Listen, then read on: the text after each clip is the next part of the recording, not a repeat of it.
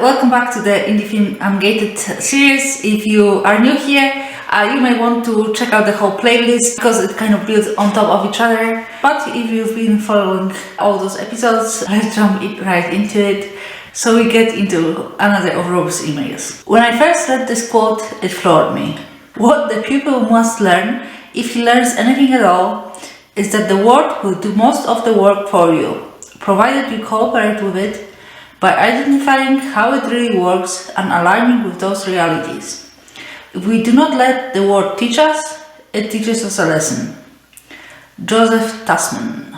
This simple paragraph helped me put words to a problem I've been seeing for years. Most indie filmmakers never make a living with original work because we're trying to fit a square peg into a round hole. We're accustomed to using certain set of strategies, but the world just doesn't work like that. Not anymore. Our job as filmpreneurs then is to identify how the world actually works. Before we ever write a word or shoot a frame, we need to see reality as it is, so that we can align ourselves with it. Only then do we stand a chance of earning our slice of the most valuable resource in the modern economy. Attention is everything. It's the foundation of which multi-billion-dollar industries are built. From media to tech, attention is the lifeblood that makes everything else possible. Social media only works when people are glued to the screen. Shows and movies are only viable when people tune in. Once we have attention, there are many ways to monetize. From ads to subscriptions to transactions, it's all fair game. But none of that works unless people choose to spend quality time with our work. Again, attention is everything. Unfortunately, attention is finite. There are only so many people on this planet, and each of us only has so much time to spend on consumption. And boy, the competition for a slice of that limited attention pie is overwhelming. There are 5 or 6 mega media and tech companies devising ways to keep us glued to our screens just a little longer. On top of all that, you have indie media companies, not to mention the hundreds of thousands of individual creators scraping for their own small piece of the pie. This is the world as it exists right now. As indie filmmakers, this is our playing field. The task in front of us is daunting. First, we need to catch attention with our marketing. We must find a way to initially stand out in the sea of noise. But that's only half the battle, because then we must direct that attention towards our actual work. People must want to spend time with what we've made. That's the only way they buy or stream our film. They've got to care about our work more than their competing options. It's sobering, brutal reality. Let's call the whole depressing situation the attention game. Like it or not, we're all playing it. And we must find a way to win. Our livelihoods depend on it. Of course, only if you are choosing to make a living from movies. Which I guess you are, but it's not necessary. But it is definitely easier to keep making movies if the movies are actually making money. Hollywood got a fine-tuned playbook for winning mass market attention. In a phrase, it can be summed up at go big or go home. The playbook contains a number of strategies you recognize. Rely on celebrity and stardom. Create as much awe-inspiring production value as possible. Tell generic stories that can cross cultural boundaries. Gotta tap into those foreign markets. Keep everything in predictable formats and styles. Lean on existing IP that people already enjoy. Market the ever-living crap out of projects so there's no way the general public can miss the message. I actually started to miss a lot of the Hollywood movies, so really, I'm not sure how good Hollywood is at it anymore, because there's just too much noise even for Hollywood to break through. Hollywood has to lean on this playbook because of its scale. When there are tens or hundreds of millions of dollars on the line, it takes an awful lot of eyeballs to make investors and studios whole. So Hollywood sets their sights on the mass market. The goal is to get as much attention as humanly possible. Their survival depends on it. Lucky for them, these strategies still work, at least for now. As indie filmmakers, we've been conditioned to take a page from Hollywood's playbook. We're told that if we want to compete, we need to do the same things they do, just at a smaller scale. So we write scripts to fit certain genres that seem most consistently profitable. We hire some C-list actors we can't really afford. We spend on PR and advertising in hopes of standing out. Basically, we engage in cheap mimicry of Hollywood's machine. And 99% of the time, it's all pointless.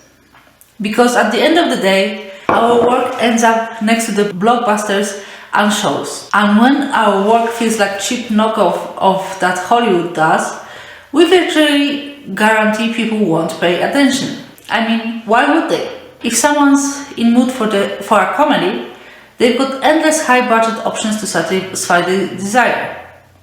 No matter how much heart our little indie comedy has, it's bound to slide into obscurity. Good or bad, the Hollywood studios have reputation, have buckets of movies they produced and most people know about.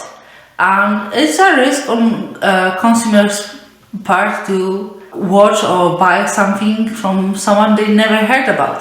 By playing Hollywood's game and emulating their playbook, we shoot ourselves in the foot. That's the thing about competing to win attention in the mass market. It's become a game of resources.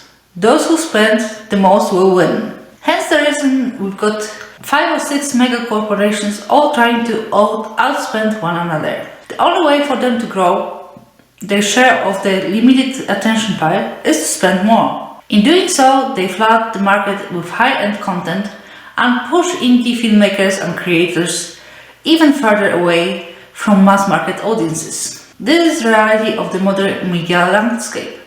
This is the game being played around us. That's why Phil, even if he manages to make a genre film with name talent, doesn't stand a chance. Now, you might be thinking this whole situation makes indie film a pointless endeavor. But as I mentioned in earlier email or episode, the internet is destroying the very notion of popular culture. It's giving people endless new avenues for where to spend their precious attention. Tomorrow we'll look at how indie filmmakers can adapt to this reality and thrive within it. Instead of trying to beat Hollywood in a rigged game, we're going to play a different game entirely. Talk soon. Rob, attention pie. Hardy.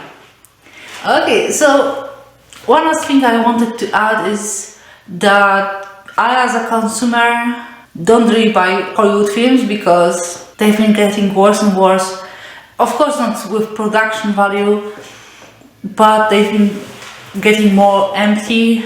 But I also don't want to risk an indie film that I know nothing about. So most films I watch are based on recommendation from people I know and trust their tastes, and a lot is still a miss for me. So I guess that's the hope for any indie filmmakers, because you can find people who are looking for what you want to produce, because even with all this onslaught of content, I find it really hard to find movies I really want to watch, or even I want to give them a try. Of course, like, fantasy has been getting more popular since Lord of the Rings.